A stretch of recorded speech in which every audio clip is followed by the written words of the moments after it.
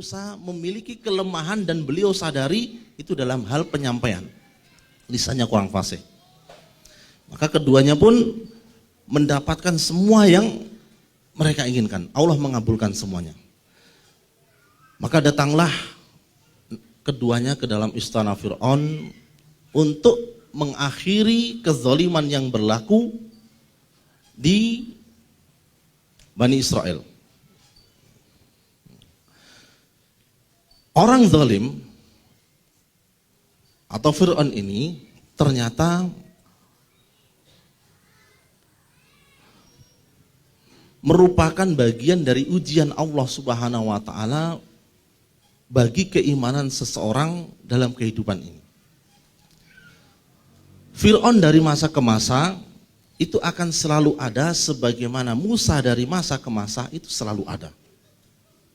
Wa kadzalika nuwalli ba'dadh dhalimina ba'dhan bima kanu yaksibun. Dan demikianlah kami jadikan sebagian orang zalim sebagai pemimpin bagi orang zalim yang lain disebabkan perbuatan maksiat yang telah mereka lakukan. Ada sebuah hadis yang mengatakan kama takunu yuwalla alaikum, sebagaimana keadaan kalian maka seperti itulah kalian akan diberikan pemimpin. Hadis ini banyak ditaifkan oleh para ulama, tapi banyak yang menjadikannya sebagai sebuah ungkapan karena memiliki syahid dari ayat ini, karena memiliki keterkaitan dengan ayat ini. Bahwasanya kezaliman itu terkadang karena perbuatan yang merata di rakyat itu sesuai dengan karakter pemimpin yang menjadi penguasa mereka. Sebagaimana kalian seperti ini, maka kalian pun seperti ini. Ada seseorang yang datang kepada Ali bin Abi Thalib yang mengkritik kepemimpinannya. Kenapa kepemimpinannya itu berbeda dengan kepemimpinan seperti pada masa Abu Bakar dan Umar. Ali bin Abi Thalib mengatakan, kalau pada masanya Umar dan Utsman itu pemimpinnya seperti mereka, rakyatnya seperti aku dan yang sepertiku. Adapun sekarang ketika aku jadi pemimpin, itu pemimpinnya seperti diriku, rakyatnya seperti kalian. Rakyatnya seperti kalian. Maka akan ada sebuah perdebatan yang panjang kalau mau dipetakan, memunculkan pemimpin yang adil itu dimulai dari bawah ataukah dari atas. Apakah pemimpin yang adil itu bisa serta-merta muncul dari rakyat yang rusak, ataukah pemimpin yang adil ini muncul dahulu kemudian mengislah rakyatnya menjadi rakyat yang beradab? Apakah polanya seperti Umar bin Abdul Aziz, ataukah polanya mungkin seperti Bani Israel yang mengangkat Nabi Daud atau Taulut sebagai pemimpin? Ini pemimpinnya, ini rakyatnya rusak semua, tapi pemimpin yang diangkat ini pemimpin yang baik, kemudian menjadi baiklah. Ataukah seperti Umar bin Abdul Aziz, rakyatnya yang sudah sedemikian rupa dipimpin oleh pemimpin yang adil, kemudian keadilannya mewarnai. Ini akan selalu menjadi perdebatan panjang, tapi intinya adalah pemimpin itu mempunyai pengaruh terhadap rakyat dan rakyat itu mempunyai pengaruh terhadap pemimpin. Maka kama takunu yuwalla alaikum, sebagaimana kondisi kalian seperti itulah pemimpin kalian, seperti itulah yang akan memimpin kalian. Hadisnya itu tidak bisa diamalkan, tapi yang bisa diamalkan seperti ini. Kalau ini adalah ayat, maka tidak harus pemimpin yang adil itu lahir dari masyarakat yang terbina. Maka berarti perjuangan bisa langsung lewat atas. Atau tidak harus pemimpin itu konsentrasi itu harus ke atas dulu supaya bawahnya itu baik. Kenapa tidak? Ketika kita berdebat tentang masalah itu, kita lihat lagi sejarah. Bagaimana Bani Israel yang sudah lelah dengan perjuangan melawan musuh ini meminta kepada nabi mereka supaya mengangkat seorang raja. Ini sudah meminta kepada nabi mereka untuk mengangkat seorang raja. Mereka kemudian berkomitmen untuk mentaati raja yang terpilih tersebut. Begitu keputusan dari Allah Subhanahu wa taala mengangkat Tolut itu sebagai raja, kenapa justru orang yang pertama kali berikrar mengatakan anna yakunu lahul mulk alaina wa nahnu ahaqqu bil mulki wa lam yu'ta sa'atan minal mal. Bagaimana mungkin orang ini yang menjadi pemimpin di atas kami? Kami lebih berhak daripada dia. Dia tidak berasal dari orang yang kaya. Dia tidak mempunyai kekayaan yang bisa dimana. Ini orang Bani Israel. Jadi ketika pola kepemimpinan mereka itu dilihat dari seberapa besar finansialnya. Bahkan ketika mereka ikrar, mereka sendiri melanggar ikrar mereka. Mereka meminta kepada nabi mereka untuk diangkat dari kalangan mereka raja yang memimpin perjuangan mereka fisabilillah. Padahal sudah diwanti-wanti. Nanti kalau kalian diangkat memimpin, nanti kalian tidak mau mentaatinya. Bagaimana mungkin kami tidak mentaatinya? Kami sudah diusir dari negeri kami sudah dipisahkan dari anak-anak dan istri kami. Ketika itu benar-benar terjadi, mereka mau. Tapi pemimpin itu kemudian bisa mewarnai rakyatnya. Dan ujungnya pada masa kepemimpinan Nabi Daud dan Nabi Sulaiman. Nah, ini satu pola. Pola yang kedua, pola seperti Umar bin Abdul Aziz. Umar bin Abdul Aziz. Jadi rakyat yang ketika itu terbuai atau terwarnai kondisi sosialnya seperti kebiasaan yang terjadi pada pemimpinnya, tapi begitu pemimpinnya berganti dengan pemimpin yang soleh, maka kesolehan dari pemimpin ini mewarnai kehidupan sosial dari rakyat di bawahnya. Kalau pada masa sebelumnya itu obrolan dari rakyat Bani Umayyah itu adalah tentang berapa banyak budakmu, bagaimana tentang pestamu dan lain sebagainya.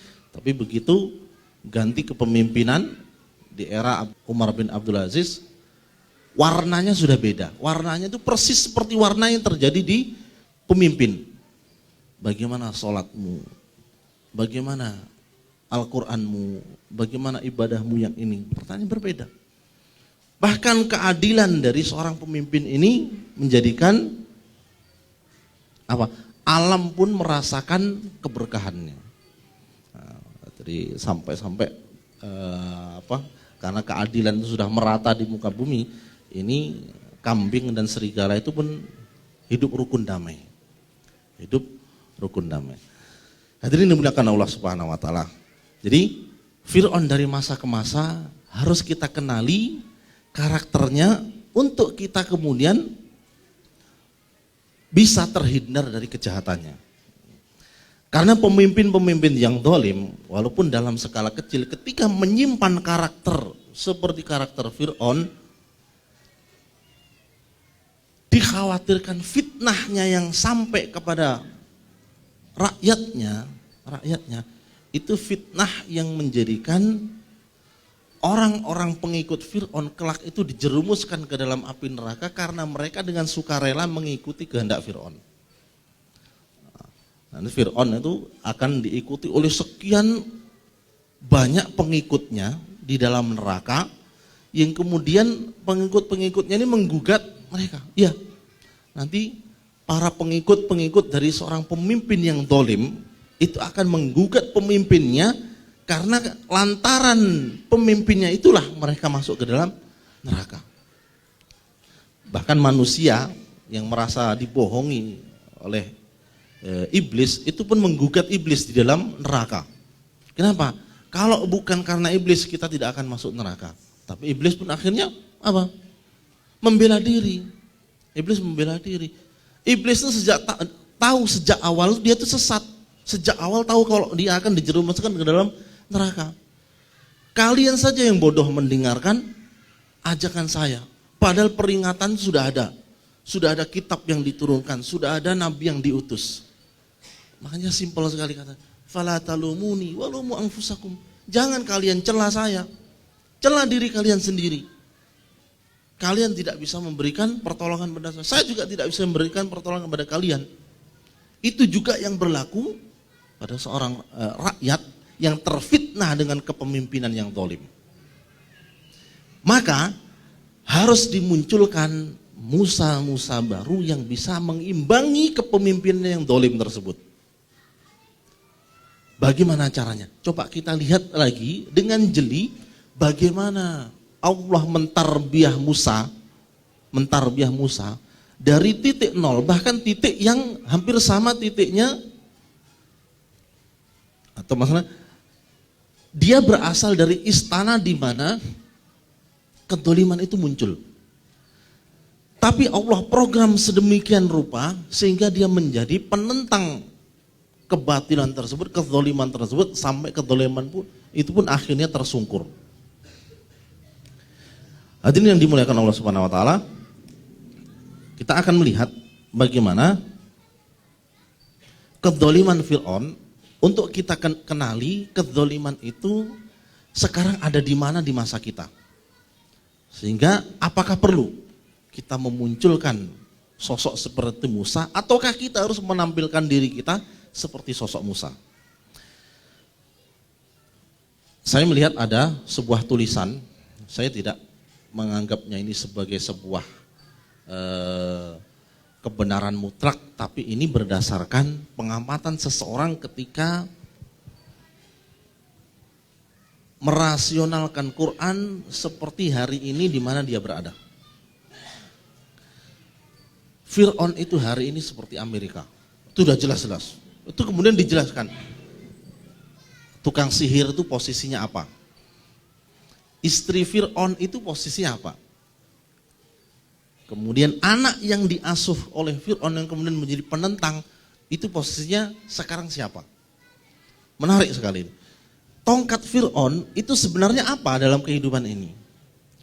Tukang sihir Fir'aun itu siapa di dalam istananya, di dalam tempat di mana kedoliman itu bercokol, itu ternyata ada orang-orang baik yang menyembunyikan kebaikannya.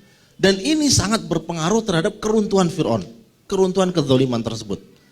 Ada Asyah binti Muzahim, ada tukang sisir anak Fir'aun, ada seorang laki-laki yang menasihati Musa, yang menasihati Fir'aun, yaktumu imanahu, yang menyembunyikan keimanannya. Kemudian ada anak yang dibesarkan dalam kasih sayang Fir'aun, kemudian melarikan diri dari negerinya, kemudian kembali menjadi seorang yang menentang kezalimannya. Nah, itu dijelaskan semua.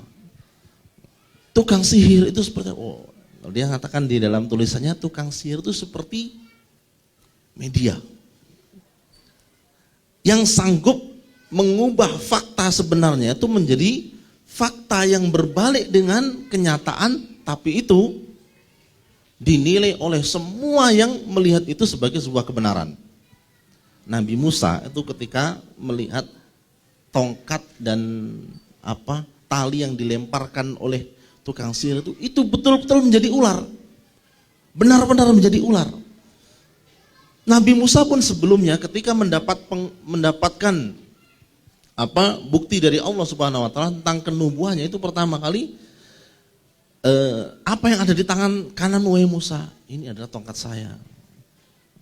Ini adalah tongkat saya. Saya bertumpu pada dia. Saya juga memakainya untuk memukul daun-daunan untuk dimakan oleh binatang ternak saya. Saya juga punya keperluan lain dengan tongkat. Lemparkan tongkatmu itu. Lemparkan. Ketika dilemparkan, maka tongkat itu berubah menjadi ular yang sangat gesit. Nabi Musa ketakutan. Ini naluriah, ini manusiawi. Maka kemudian oleh Allah Subhanahu wa taala, tenangkan, jangan takut wahai Musa. Sesungguhnya Rasul pada kami itu tidak akan tidak perlu takut. Jadi kami akan kembalikan bentuk tongkat itu seperti keadaan semula. Maka Nabi Musa tahu ini adalah mukjizat dari Allah Subhanahu wa taala. Nabi Musa pun sebenarnya ketika melihat ular-ular yang perwujudan dari sihir yang dilakukan oleh tukang sihir itu merupakan betul-betul kenyataan. Ini dianalisa oleh penulis ini sebagai bahwasanya sedemikian begitu banyak hal-hal dalam kehidupan kita ini yang disulap dengan sedemikian rupa sehingga menyihir mata-mata manusia untuk melihat itu adalah sebuah kebenaran, itu sebuah kelezatan, itu sebuah gaya hidup yang seharusnya. Kalau bukan karena penguatan dari Allah Subhanahu wa taala, tentulah manusia itu akan terpesona. Kemudian dijelaskan pula tentang apa makna dari langit, laut yang terbelah, bagaimana akhir dari. Jadi artinya saya tidak sedang menggiring untuk memaknai kisah Nabi Musa itu sespesifik seperti penulis itu. Tapi penulis ini itu sudah berhasil melihat pola yang ada pada kisah Nabi Musa dan Fir'aun itu menjadi sesuatu yang hidup sebagai pegangan dia dalam melihat fenomena dalam kehidupannya. Coba sekali lagi nanti dibaca dengan benar-benar kisah Nabi Musa untuk diamati pola-polanya. Untuk diamati pola-polanya. Apa sebenarnya yang menjadikan Fir'aun itu sedemikian rupa? Apa yang menjadikan Fir'aun itu kemudian tumbang oleh kedolimannya sendiri? Takabur dengan kekuatan dan kekuasaannya. Hai kaumku, bukankah kerajaan Mesir ini kepunyaanku? Dan bukankah sungai-sungai ini mengalir di bawahku? Maka apakah kamu tidak melihat? Karena kemampuan teknologinya, karena kemampuan yang ada pada dirinya, dia kemudian mengklaim bahwasanya keberhasilan ini itu adalah jerih payahnya. Ini adalah hasil kerja dia.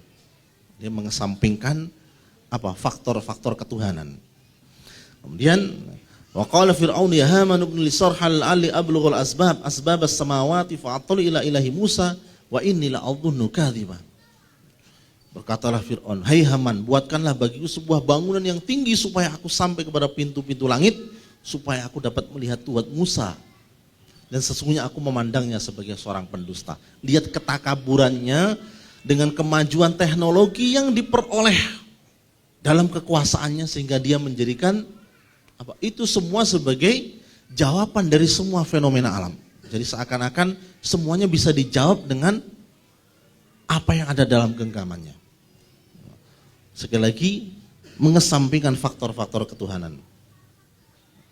Ini kisah Nabi Musa.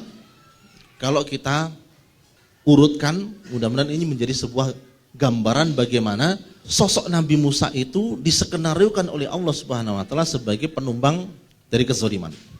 Dilahirkan dari bangsa yang diperbudak oleh Fir'aun. Tidak harus seorang pemimpin itu lahir dari ras pemimpin. Berarti ada juga kepemimpinan yang lahir dari kaum yang tertindas. Kemudian diselamatkan oleh Allah dari makar negara atas rakyatnya, bahkan kemudian diasuh dan dibesarkan di dalam istana, di jantung musuh. Ini makar Allah Subhanahu wa taala terhadap Fir'aun. Orang yang sangat mengasihinya itu ternyata adalah orang yang sangat membencinya. Seorang anak yang dibesarkan dengan penuh kasih sayang itu ternyata adalah seorang anak yang kelak akan menumbangkan kerajaannya. Kemudian mendapatkan ujian sehingga harus keluar dari kenyamanan istana dan pergi ke negeri yang bebas dari jangkauan Fir'aun.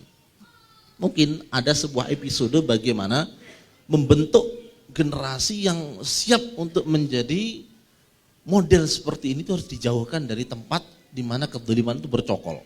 Wallahu alam. Mungkin bapak-bapak atau kita menerjemahkannya sebagai untuk mondok dan lain sebagainya itu wallahu alam, silahkan dipandang seperti itu. Tapi pola sejarah itu berbicara seperti itu.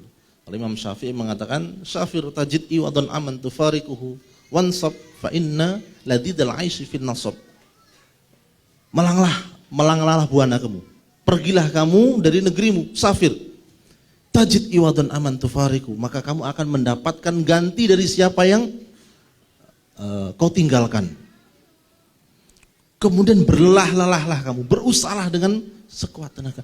Fa inna ladidal aisy fin nasab, karena sesungguhnya kenikmatan hidup itu sesudah berlelah-lelah. Wah, berarti benar. Mungkin kita perlu episode mengasingkan sejenak diri kita dari Dari tempat yang penuh dengan fitnah ini untuk ada di tempat yang kondusif untuk membangun diri, untuk mempersiapkan diri kembali lagi ke tempat semula untuk memberikan perubahan. Wa makanal mu'minuna liyanfiru kafah. Tidak selayaknya kaum mukmin itu semuanya pergi ke medan perang.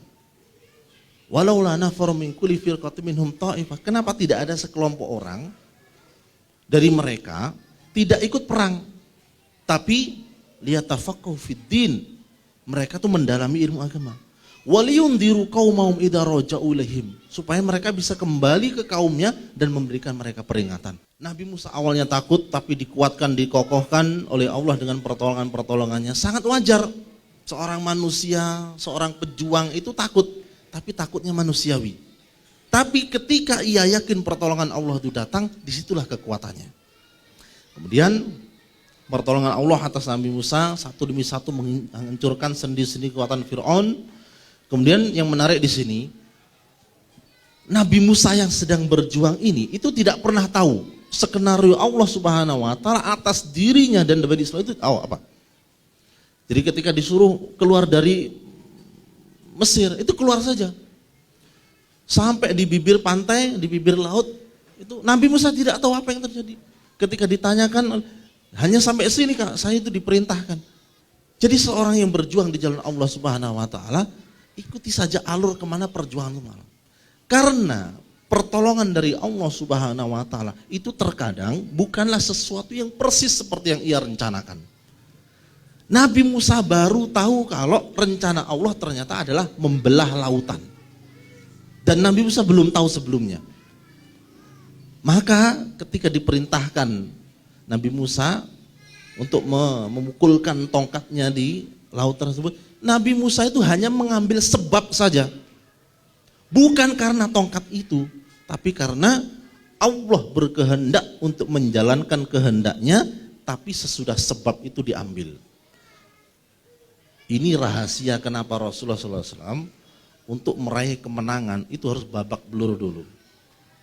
Berdarah-darah, harus berusaha, harus sedih, kemudian berstrategi, harus sembunyi-sembunyi dan lain sebagainya. Padahal sudah jelas sekali Nabi Muhammad adalah nabi yang sangat dikasih oleh Allah Subhanahu wa taala. Kemenangannya sudah dijamin, tapi kemenangan yang dijamin ini harus dijemput. Harus dibayar dengan sebab yang diambil. Dan sebab yang diambil, kalau orang itu sikoh kepada Allah Subhanahu wa taala, itu tidak mesti berkaitan dengan musababnya. Lihat. Jadi Nabi Musa hanya mukulkan tongkatnya saja. Apakah ada tongkat yang bisa memberikan efek seperti itu secara logika? Tidak ada. Tapi seperti itulah Allah. Yang penting dai itu mengambil sebab, yang penting orang itu mengambil sebab dari suatu usaha, maka kemudian dari situlah Allah Subhanahu wa taala memberikan jalan keluar. Terbelahlah langit, terbelahlah laut itu sehingga Bani Israel bisa melewati itu semua. Kemudian Fir'aun dalam kisah ini dilahirkan dari bangsa yang maju teknologi dan peradabannya. Kemudian karena kepongahannya, karena kemajuan yang ada pada dirinya, itu mempermudah Bani Israel memandang hina bangsa lain. Kemudian ketika kemajuan demi kemajuan ia capai tanpa ada halangan, ini patut kita sadari juga, ada istilah yang namanya istidraj. Orang yang jahat, orang yang berdosa, penuh dosa, ketika ia melakukan sesuatu itu selalu sukses. Ini penjahat tapi tidak pernah terjerat oleh hukum. Orang ini pembunuh, pemerkosa, koruptor, tapi tidak pernah mendapatkan hukumannya. Jangan-jangan ini adalah cara Allah Subhanahu wa taala menyesatkan orang ini sampai pada titik dia tidak bisa kembali, disitulah dia dieksekusi. Persis seperti Fir'aun. Semua usahanya itu selalu sukses. Karena Allah tidak berkehendak Fir'aun ini bisa taubat. Bahkan ketika hendak taubat itu sudah digulung oleh lautan, itu hendak mengucapkan itu sudah mengatakan, saya beriman kepada Tuhan Bani Israel, Tuhannya Musa dan Harun. Itu adalah dalam sebuah riwayat, itu malaikat Jibril itu langsung menyumpal mulutnya Fir'aun supaya tidak mengatakan pertobatan. Karena pertobatan ketika itu sudah tidak lagi berlaku. Nah, Kalau ada orang yang dolim, orang yang jahat, sukses dalam kejahatannya, mari kita berkaca. Banyak dosa yang kita lakukan tapi kita tidak pernah ditegur oleh Allah Subhanahu wa taala. Ini adalah pola Allah Subhanahu wa taala menghancurkan kedoliman. Kalau orang mukmin itu sedikit saja melakukan kesalahan itu langsung ditegur. Kalau orang ini taat beribadah tapi tiba-tiba mendapatkan ujian yang sangat berat, ini kasih sayang Allah supaya dia segera ingat Allah dan menyadari kesalahannya. Misalkan seorang preman yang sudah melakukan semua bentuk kejahatan, tiba-tiba ditabrak sebuah kendaraan sehingga kakinya cacat. Dalam cacatnya tersebut dia baru tahu kalau dirinya tuh insan yang tidak berdaya. Dalam cacatnya tersebut dia kemudian memflashback kehidupannya yang penuh kekelaman. Dia kemudian sadar diri, ini kasih sayang Allah. Ini kasih sayang Allah supaya dia tidak semakin dalam masuk ke dalam lembah hitam. Ini kasih sayang Allah yang menutup pintu kejahatan tersebut agar ia bisa kembali lagi. Kalau ada orang yang sempurna kejahatannya, tapi dia tidak pernah ditegur oleh Allah Subhanahu wa taala dengan ujian ini, jangan-jangan akhir hidupnya adalah seperti Fir'aun. Ketika kejahatan itu sudah sampai pada puncaknya, disitulah Allah mencabut nyawanya. Ketika taubat itu datang, ketika iman itu membuncah, itu semuanya sudah telat. Lihat pola kezaliman bagaimana Allah Subhanahu wa taala mengukurnya. Jadi kemudian fal yauma nunajjika bi badanika litakuna liman khalfaka ayah wa inna katsiran min nasi an ayatina laghafilun. Maka pada hari ini kami selamatkan badanmu supaya kamu dapat menjadi pelajaran bagi orang-orang yang datang sesudahmu, dan sesungguhnya kebanyakan dari manusia lengah terhadap tanda-tanda kekuasaan kami. Hadirin dimuliakan Allah Subhanahu wa taala, bukan tanpa alasan ketika Allah Subhanahu wa taala menyelamatkan jasad Fir'aun. Fir'aun ini sudah sedemikian kuat menanamkan kesesatannya kepada rakyatnya, bisa jadi rakyatnya itu butuh sesuatu yang lebih dari sekedar berita. Karena itulah adanya bukti, inilah akhir dari orang yang mengaku Tuhan itu, maka ada bukti yang bisa dilihat oleh mata. Maka Allah selamatkan khusus Fir'aun itu jasadnya. Untuk bisa dijadikan pelajaran bagi generasi berikutnya, inilah balasan orang dolim tersebut. Inilah balasan dari orang yang terfitnah kekuasaan. Dan ini otomatis juga bagi pelajaran bagi kita. Pelajaran bagi kita bahwasanya setiap kedoliman itu akan menemui jalan kesengsaraan. Lihat apa yang disampaikan oleh Rasulullah SAW tentang kedoliman.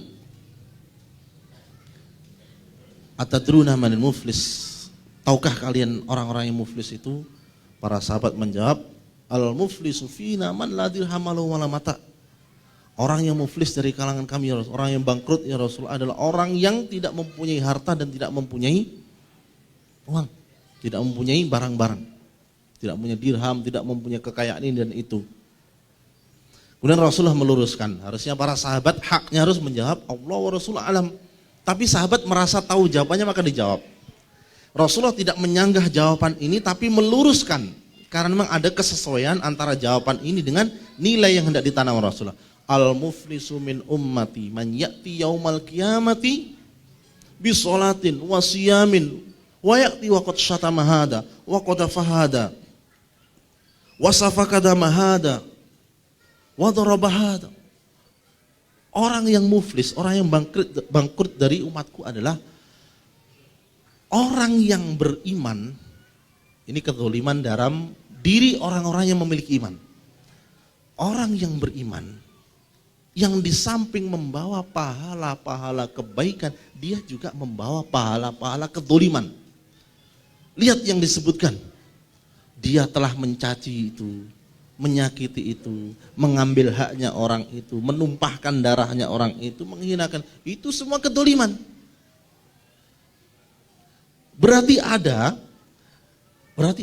sekelompok manusia pada hari kiamat nanti, mereka orang-orang yang beriman tapi imannya itu bercampur dengan kedzaliman. kedoliman ini diadili di hadapan Allah Subhanahu wa taala dengan kisos yang berbeda dengan kisos yang ada di dunia. Kalau hukuman yang ada di dunia itu sebenarnya menghapus hukuman akhirat. Kalau ada masalah kedoliman itu diselesaikan di dunia, maka di akhirat tidak ada tuntunan. Itu kenapa hukum Islam itu harus tegak di muka bumi ini. Karena kalau tidak ada, semuanya bakal diselesaikan di negeri akhirat. Orang yang mencuri kalau tidak dipotong tangannya, berarti urusannya masih akhirat. Tapi kalau sudah dipotong tangannya di dunia, berarti selesai akhirat. Orang yang berzina, yang dicambuk ataupun yang dirazam, itu selesai di dunia. Di akhirat nggak ada lagi. Tapi kalau di dunia tidak ada, di akhirat diselesaikan. Masalahnya penyelesaian akhirat untuk kejahatan yang sifatnya kedzaliman itu lebih buruk lagi. Maka fayuqadu wa yuqtas fayukhadu hadha min hasanatihi wa hadha min hasanatihi fa in faniyat hasanatuhu qabla an yaqdiya ma 'alaiha ukhidat min khotoyahum faturihat 'alaihi tsumma turiha finnar. Kalau kejahatan di dunia itu selesai dengan mohon maaf, selesai dengan beberapa lembar rupiah, dimaafkan, tapi di akhirat enggak lagi.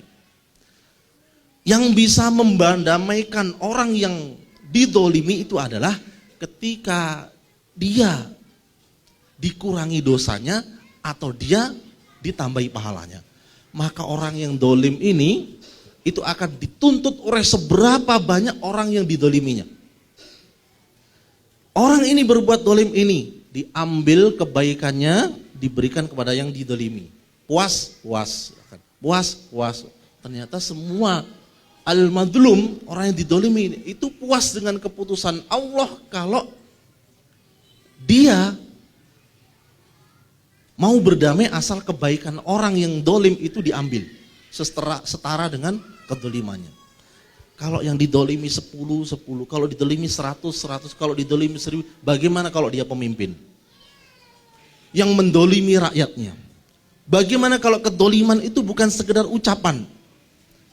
Bukan sekedar hanya cacat fisik. Bagaimana kalau kedoliman itu lebih besar? Itu kenapa Rasulullah SAW menyatakan bahwasanya orang yang paling menyesal kelak itu adalah para pemimpin yang mengambil amanah tanpa pertimbangan ilmu. Ada kasus orang yang kedolimannya itu sangat banyak sehingga simpanan pahalanya itu habis, sementara orang yang menuntut, yang didolimi itu masih banyak. Maka keadilan Allah Subhanahu wa taala kemudian menyatakan dosa orang yang didolimi itu ditimpakan kepada orang yang berbuat dolim. Tsumma turihat alaihi tsumma turha finnari. Dicampakkanlah kemudian orang ini ke dalam neraka. Orang ini adalah orang yang bangkrut. Orang ini adalah orang mukmin yang di dunia itu soleh. Dunia itu menjaga sholatnya, menjaga amalan-amalnya, tapi di samping itu dia juga memelihara dosa-dosa kedoliman. Perhatikan kenapa Allah Subhanahu wa taala mengulang-ulang sedemikian rupa kisah Musa untuk sekedar menjelaskan makna dolim. Fadhhaba ila fir'auna innahu tagha. Pergilah kalian berdua kepada Fir'aun, sesungguhnya dia sudah melampaui batas.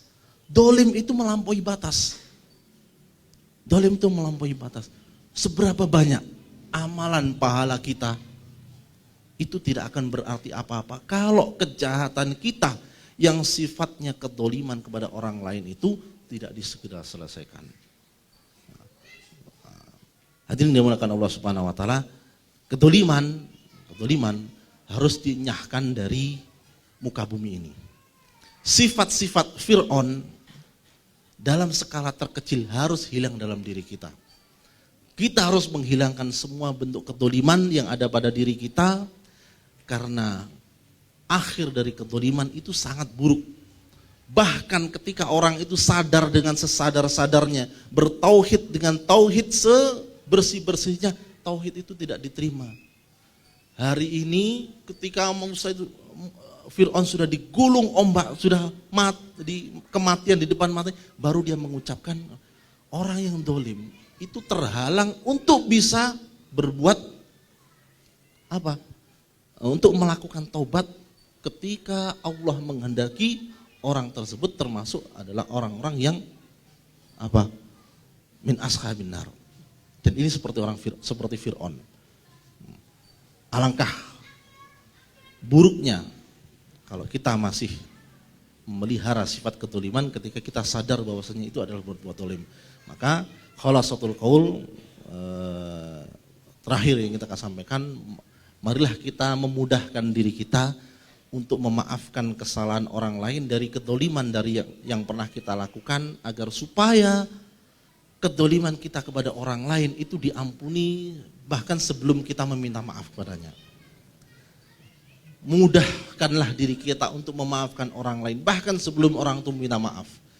Selesaikan semuanya di dunia sebelum semuanya diselesaikan di akhirat.